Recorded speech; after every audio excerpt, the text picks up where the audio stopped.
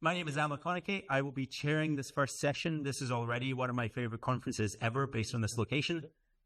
So to get us off to, I hope, a fantastic start, it will be the director, Jean-Gabriel, who will tell us about CFHT and Maunakea. Jean-Gabriel. Okay, thank you, Alan. So, alors, à Maunakea, welcome everyone. Bonjour à toutes et à tous. Great pleasure to welcome you here. And we'll discuss the future of CFHT, among other things. So it is also a pleasure to see your younger faces, young people. You are the future of astronomy and of CFHT. This is the proverb for this meeting, Kavama Mua, Kavama Hope. Thanks to Nadine for picking it up. This is a Hawaiian proverb, which means in the time before is the time after, which could translate to the future is in the past. So this is certainly a proverb that is not so I would probably seek. So the future is in the past, and for our Canadian and American colleagues, it is the equivalent of a well-known indigenous principle, the seventh generation principle. So we'll have, during this meeting, the opportunity and the occasion to project ourselves into the future of astronomy on Maunakea, the future of CFHT, but also looking at the past.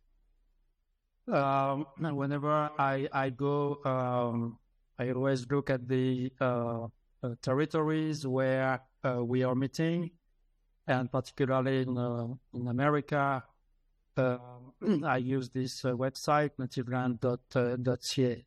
So we are here between Montreal and Quebec, and this land, you may not be able to see it very well, but there are two nations where we are. There is the Vendaque Nuancio nation and also the Atikamekw nation.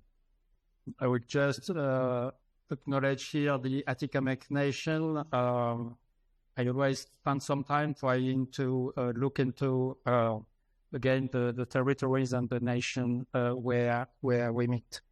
The Atikamekw nation population is very small, barely more than 8,000, and it is a young population, 65% under the age of 35.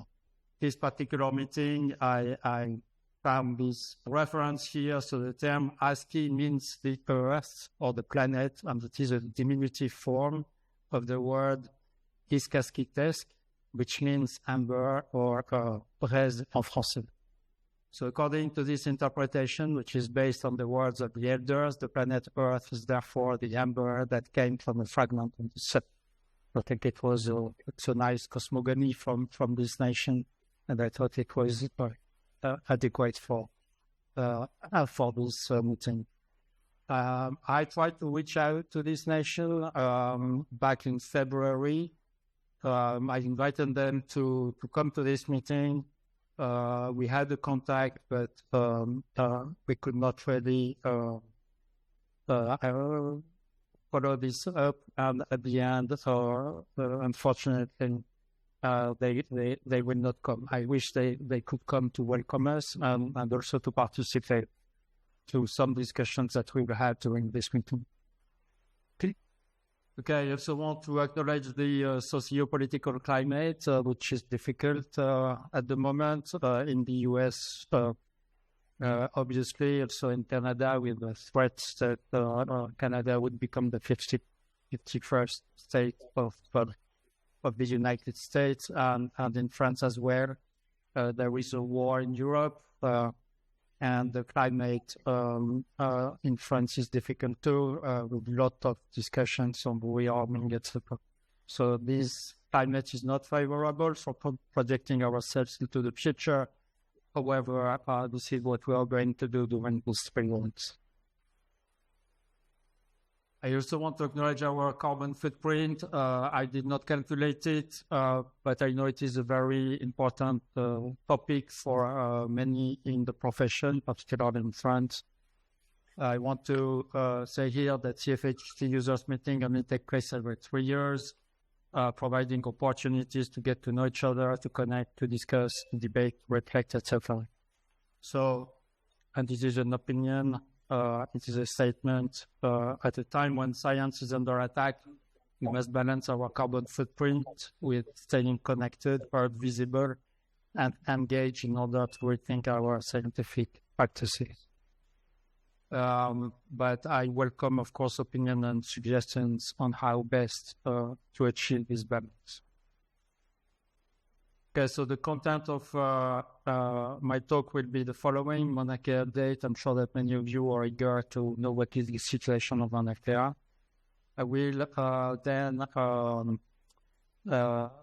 comment on my personal journey over 35 years on Maunakea, and I will explain this qualifier, mountain of controversy. I discuss the CFHT strategic plan. Then I will present an overview of the users meetings and conclude with takeaway messages. So let me start with the Maunakea update. Back in 2019, astronomy made the headlines of most TV channels and journals. So we made the headlines, and for once, not for our scientific discoveries, but because something was going on in Hawaii.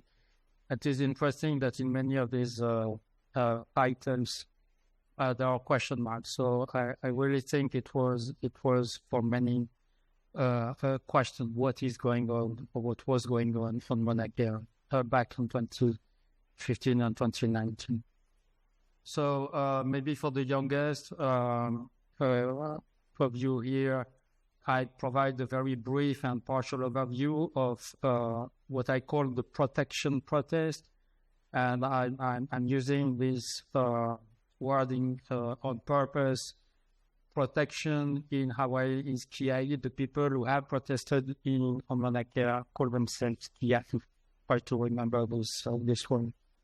And Kiai means protector, okay, or guardian. So when the people protested, they protested because they wanted to protect Maunakea. So the first big projects that were that was halted was in 2006. These were the outrigger telescopes of Keck. Then in 2014, Lanakila Manguil here interrupted all by himself the TNT groundbreaking ceremony. In 2015, the TNT construction was halted, and 34 kupuna means elders, were arrested. And again in 2019, when the TNT construction was supposed to resume. And then 38 kupuna were arrested, and there was a camp established at the base of the Maunakea access road. So to address this protest, the politicians in Hawaii realized that a paradigm change was necessary, and they implemented this paradigm change at the political phase. So the camp at the base of Maunakea lasted months until COVID-19 hit, and then the camp was evacuated. So the legislature created a working group which within a year provided its conclusion. The conclusion was to establish a new authority, a new agency, and this new agency was created in the form of a law referred to as Act 255 in Hawaii. So within 4 years, okay, we went from this massive protest to a new law. These are excerpts of this new law, Act 255, with creation of this authority. So the first important is that it is declared that the support of astronomy is the policy of the state. This is very important to realize, okay? Astronomy will continue on Maunakea. This law also says that this new authority should elaborate a management plan that shall incorporate indigenous management and cultural processes and values, and acknowledge and contextualize unresolved social justice issues that underpin the conservation, preservation, and public use of Maunakea. This is very explicit. The authority shall be responsible for the establishment of a framework for astronomy-related development on Maunakea, and the framework may include limitations on the number of observatories. We know that there will be fewer telescopes as part of the new lease. By the way, the current lease expires end of 2033. Okay, so this is our timeline with the current lease. We know that after 2033, the new lease will be in place, but we don't know how many telescopes will be in this new lease. And the second bullet is also important for what we are concerned at CFHT, prioritizing the reuse of footprints of observatories that are scheduled for decommission. Okay, this was the idea between MSC, between the Maunakea Spectroscopic Explorer, which is to build a bigger telescope, a larger telescope on the same footprint. So this new authority, it consists of staff and board members. So there are 12 board members who are here, and at the moment, 4 staff members. I highlight a few of these board members. The first is Rich Matsuda, who is director of the Keck Observatory, who will present Keck tomorrow, present an update of Keck. And is our representative of astronomy of the observatories in this board. I want also to highlight Pomai Bertelman. So Pomai is a community leader in Waimea, where CFHT is located, and she holds the seat of the lineal descendant of cultural practitioner associated to Maunakea. Lanakila Manguil is the one that I was mentioning earlier. We interrupted the TNT groundbreaking ceremony back in 2014. He is now sitting in this new authority that will decide the future of astronomy. And Noenoe Wong Wilson was one of the 38 elders, the 38 kupuna who were arrested in 2019. So some of the Kiai who protested in 2019 are now sitting in this new authority. So I want to highlight Kimo Alameda, the new mayor of the Hawaii County. He has, since he took office at the end of last year, he has explicitly said that he will support the construction of TNT. And the executive director of this authority is John DeFries, and John DeFries will also join us tomorrow during the Maunakea Observatories session. At the level of the observatories, I don't have time, and I do it somehow on purpose. I will not tell you everything we do at the observatories. Because one of my main message is that we do a lot, but you, the community, should also do a lot. Okay, so I will put the emphasis on what I think the whole community, the whole astronomical community should do. But it is not doing justice to the many things that many people do in Hawaii. So I want to acknowledge that, but I will not present. So I refer you to this website, the Maunakea Observatories website, where you will find many illustrations of the many things that all the observatories do.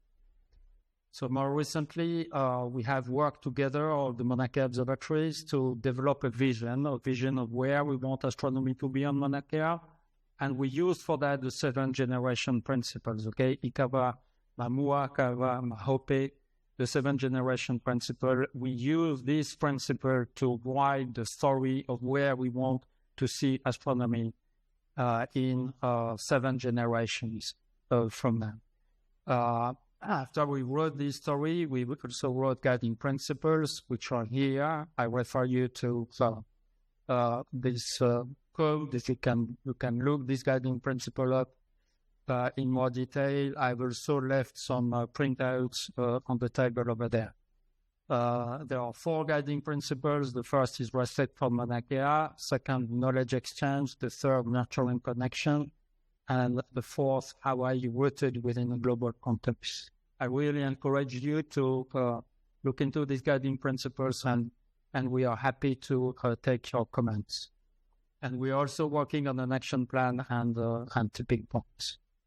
So, as I said, I want to convey or to tell you about my own personal journey over 35 years.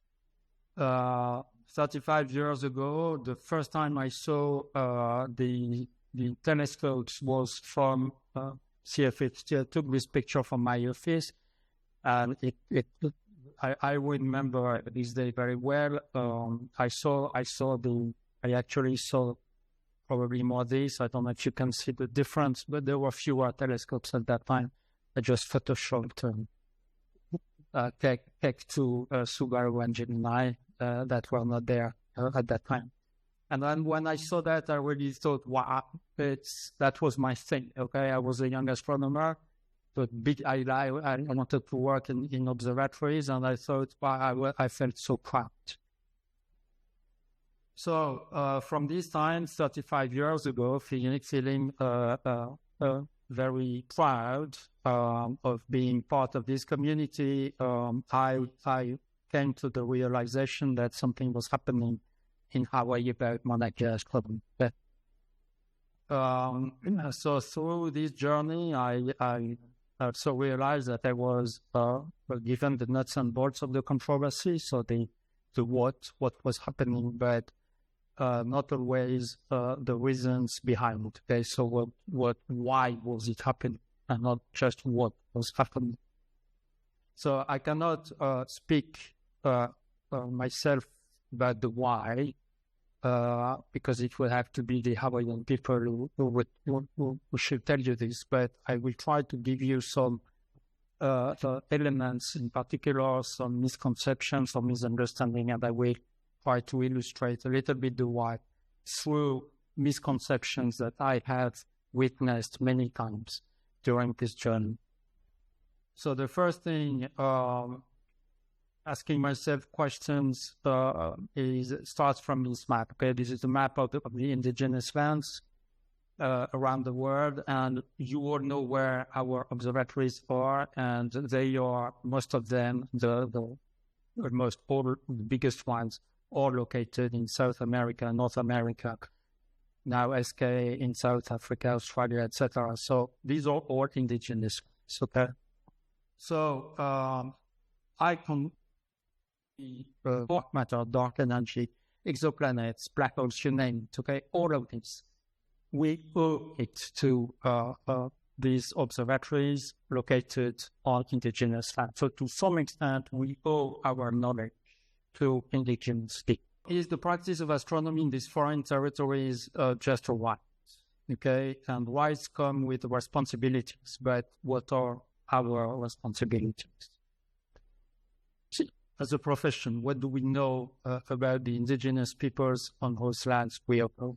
So these are questions that I ask myself over this journey.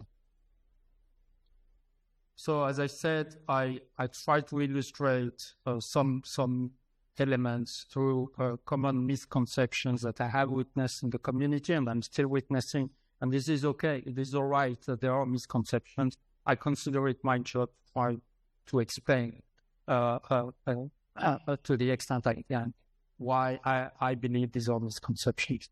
So the first statement that I heard so many times, and I keep hearing, oh, it's just religion, okay, which is a dismissive way to try to evacuate the problem, or it is just religion. First of all, if it was, what would be the problem? We have codes of conduct, okay, and tell us that we should respect different cultures, different opinions, and religion. So there would not be anything wrong if it was religion. But I think even more, saying that it is just religion in a dismissing way is also, to some extent, witnessing some misunderstanding at what Maunakea being a sacred mountain really means. Okay, so I put this excerpt from a website that basically explains that sacred for indigenous people simply mean things that deserve respect. Okay, so it is all about respect. So this is a map of the summit of Maunakea. Don't pay attention to the shape. All the points are historic sites. Some of these historic sites on the summit of Maunakea are burials. Okay, so no wonder that this is a sacred site because there are burials. Okay, this is a place where native Hawaiian people, some of them, were burying their ancestors.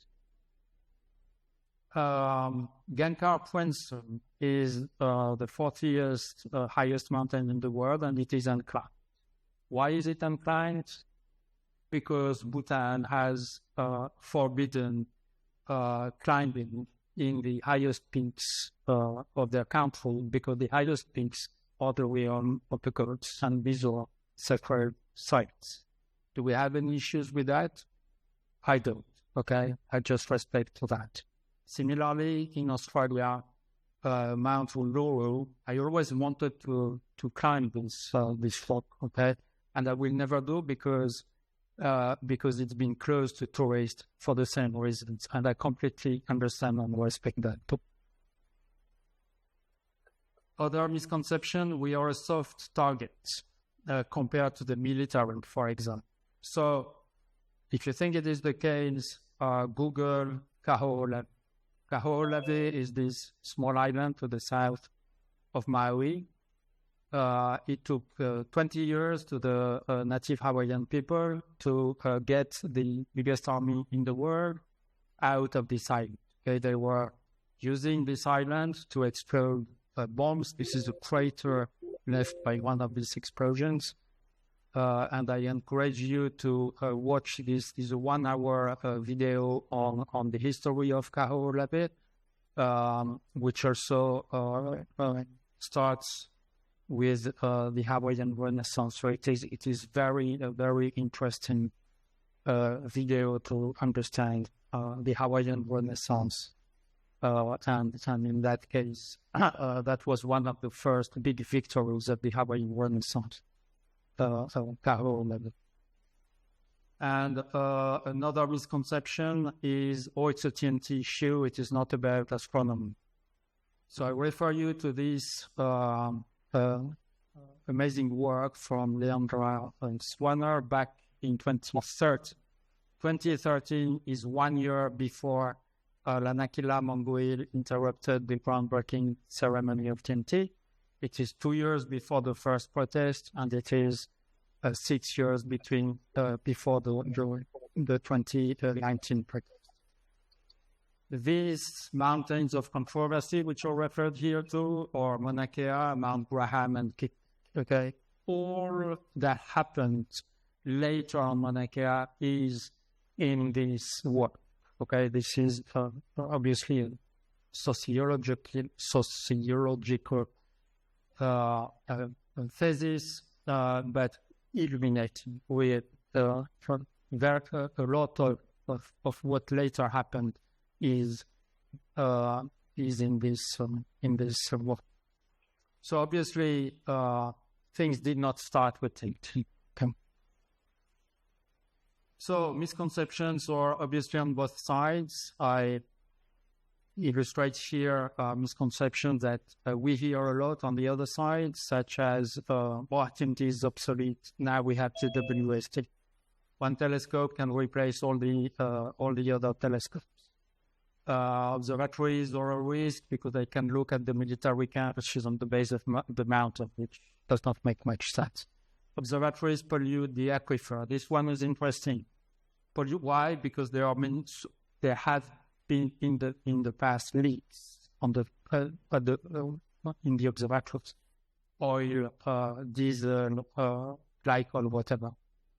So there is scientific evidence that the water in the aquifer does not come from the top of the mountain. It comes from mid-elevation.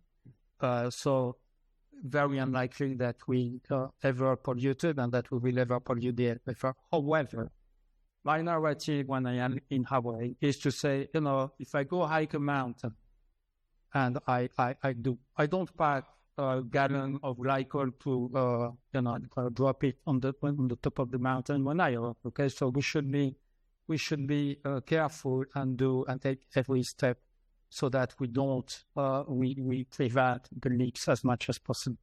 One of the first things I did when I arrived at CFHT was to ask the engineering team to seal on the ground floor of the telescope of the observatory to seal all the direct access to the cinder. And I want to thank Kevin for taking the lead on this. Where is Kevin? Over there, Kevin and the technical staff for doing it. Okay, it's not 100% safe. We may still have leaks and we may still have fluid leaking into the cinder, but at least we took the necessary actions and we just tried to be good stewards. So clearing misconceptions begins with listening and seeking to understand. So it's enrich. I know it is not an English word, but I hope you get the meaning. So it is about it is not just us doing outreach and explaining what we do. It is also trying to understand the other side, trying to understand the history, the culture, the values, the language, etc., and everyday life and social structures. So I put a quote here from this work that I didn't know until just a few days ago. But when I read that, I thought it resonated very well with what I wanted to say. So if we are able to take the first steps towards understanding other cultural perspectives relating to the natural world and the sky, then we must genuinely abandon any thought or any implicit assumption that our own scientific viewpoint is superior rather than just different. I really encourage you to look this reference. It is extremely interesting. So back to my personal journey, again from being very proud 35 years ago to trying to understand the situation. I could phrase it differently. So I started being very defensive and uncomfortable, and I understand that many people in the community are defensive and uncomfortable, okay? Because I was there many years ago too. So now being very candid and outspoken and actually feeling very comfortable with that, okay? So I went from being uncomfortable to really, feel comfortable. And also to being enlightened and enriched by indigenous knowledge and wisdom. So really, I can only encourage you to try to understand better the situation in Hawaii and to look into indigenous knowledge and culture. It is really a source of personal enrichment. So the question is for all of us, the astronomy community, how to mirror the political paradigm shift. And this is what the Astro 2020 report refers to as community astronomy. I put excerpts here. I will just read the excerpts from the Astro 2020 report. So astronomical activities do not occur in vacuum, disconnected from other global concerns. And astronomy can follow the example of archaeology to develop a community astronomy approach toward a more sustainable model of engagement with local and indigenous communities. If you Google community archaeology, Google forestry, you will find entries in Wikipedia, which means that, of course, these are very well-developed concepts. Okay? You won't find a Wikipedia entry for community astronomy because it does not exist. So this is what we need to do now. all together, the whole astronomical community. This is recommended by the U.S. Academy of Science, so that applies to all of us. We need to develop this model. And we will have the pleasure to welcome an archaeologist who will tell us during the community astronomy session what is the status of community archaeology. So we'll have an example of what another discipline did. All right, that was it for this part. So let me now turn to more programmatic aspects related to CFHT. So I'll start with the recent board recommendations. In 2023, the board recommended that the focus for the next 10 plus years should be on obtaining a new lease and operating CFHT as a viable operational entity until the end of the lease, until the end of 2033. I think it is very clear what the board recommends us to do. Last year, the board detailed these recommendations. The priorities on operations and deferred maintenance. MSC, the Maunakea Spectroscopic Explorer, remains an exciting and competitive concept. However, the board does not approve any additional allocation of internal funds towards MSC activities. The ultimate realization of MSC in some form currently remains the best plan for the long-term future of CFHT, so I hope this is clear. The MSC remains the plan, and the observatory, through consultation with the SAC and the user community, may, however, explore alternatives.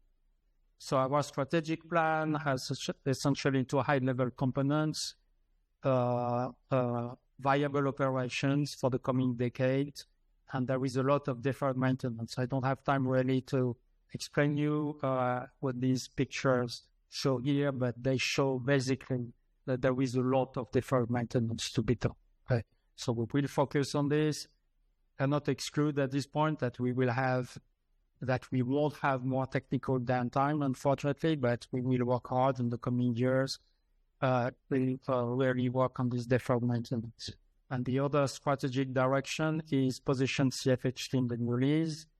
With scientific project, the third legacy surveys will be part of this project, but also a new model of astronomy. And the two are linked. We cannot promote CFHT in the future just on a scientific basis. So for this users meeting, thank you very much for all the many abstracts that you have submitted. I've just extracted figures and images from the press releases of the past 7 or 8 years, and we'll hear about many of these scientific results. Very exciting. Thank you very much for, again, submitting so many abstracts, and we'll hear all of this during the science talks. Community survey, this is, however, this is obviously this will be the highlight of this users meeting. It will be discussed at length, so I will not say more about it. The session on exploring future opportunities with CFHT, this follows the board recommendation that I was reading earlier. This is to brainstorm new ideas. We are not going to work at CFHT really on any new idea that may emerge unless we're told otherwise by the SAC and the board. But again, we have to focus on deferred maintenance. But it is an opportunity to discuss new ideas. Tomorrow, there will be the session on Maunakea observatories with the updates from Subaru, Gemini, and UH, and also with the new authority in the person of the Freeze, who will talk to us. And community astronomy, so I don't have time to go through this slide, but we will have on Wednesday session that will be facilitated by Christine Matsuda, who is working with us, the Maunakea Observatories. And like I said, Benjamin Booker, who is the archaeologist, will come and tell us about community archaeology. Okay, and I conclude with takeaway messages. Continued CFHT operations for more than 10 years, contingent on the new lease. Exceptional opportunities to carry out the high-value legacy surveys. The new lease poses significant challenges, but these offer an opportunity to propose a new project for the future of CFHT, integrating scientific and societal backgrounds. And community astronomy, please play your part. And I leave you with these images of Maunakea. And whenever you come to Hawaii, it will be my pleasure to bring you to Lake Waihao and to this Hats Quarry here, which are close to the summit, if you're interested. And I leave you with this code, which will direct you to more documentation, so it will be a bit clear. Thank you, Jean-Gabriel. We have some time for questions. If anybody would like to start the first question of the conference. Can you discuss a little bit more about the sort of timelines for the community surveys and also the sort of new ideas? Like in terms of, could you describe if CFHT is envisioning surveys and then new ideas, or if new ideas may come along during the surveys, or what the thinking there is? So the surveys, the national timeline was 2027, 2028 to 2032, say. Very frankly, I don't want to venture into what could happen next. The focus for us is, again, try to be in the new leagues, okay? So how new ideas for CFHT can fold into this. I think, again, let's have this discussion on the future session, and we'll see if there are emerging ideas. But at the moment, I prefer not to envisage anything. Okay, thank you. Any other questions? No? Well, hopefully you can also speak to Jean-Gabriel at the break. So let's thank Jean-Gabriel again.